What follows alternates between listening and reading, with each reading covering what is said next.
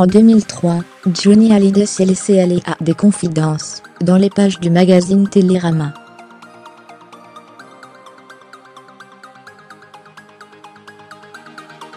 À 60 ans, le rocker révélait en avoir assez de sa vie à Saint-Tropez, et vouloir miser sur une île française pour se faire construire une maison.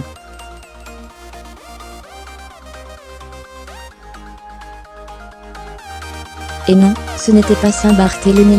Explication. En 2003, à l'occasion de ses 60 ans, Johnny Hallyday se confiait avec pudeur et franchise, dans le page de Télérama.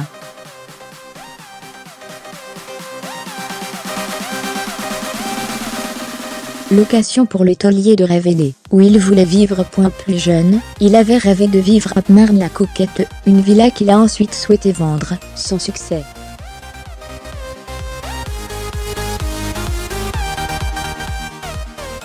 En parallèle, Johnny avait une villa à Saint-Tropez, où il a vécu de belles années, jusqu'à ce qu'il se lasse de cette vie. Je n'ai plus rien à faire à Saint-Tropez.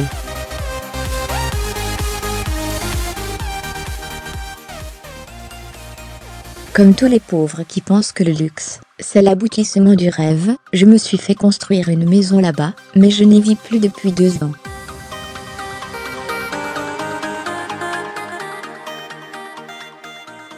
Parce que j'ai 100 personnes devant mon portail tous les jours, que je n'y ai pas de très bons souvenirs.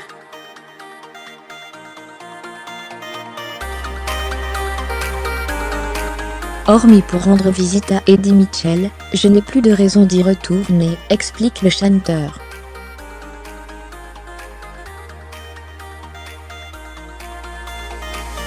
Mon rêve, c'est de me faire construire une maison en Corse, mais pas pour y finir mes jours, parce que je n'aime pas cette idée.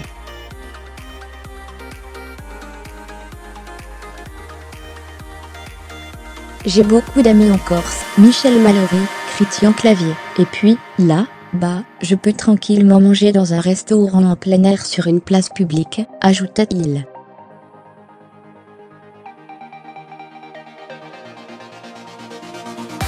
L'idole des jeunes évoquait ainsi sa grande estime pour les habitants de l'île de Beauté.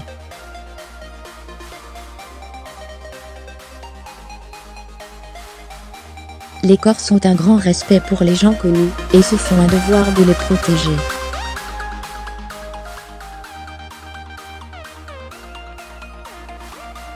Quand des fans déboulent en demandant « C'est vrai que Johnny Hallyday est la barre oblique ?»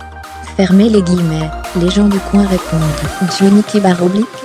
Ah non, je connais pas. »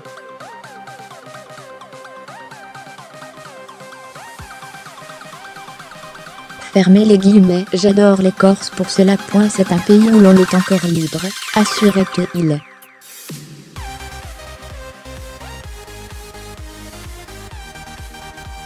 Pourtant, l'idée d'une bâtisse en Corse a vite disparu devant le paysage paradisiaque de l'île de Saint-Barthélemy, au cœur duquel il s'est fait construire sa villa Jade.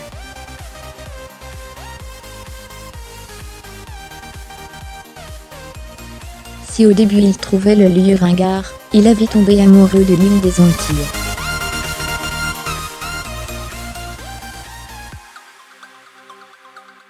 Généreux avec ses proches, refusant de vivre comme un comptable, comme il l'expliquait lui-même, Johnny Hallyday regardait rarement la dépense, ce qui mettait parfois son épouse, Laetitia, en colère.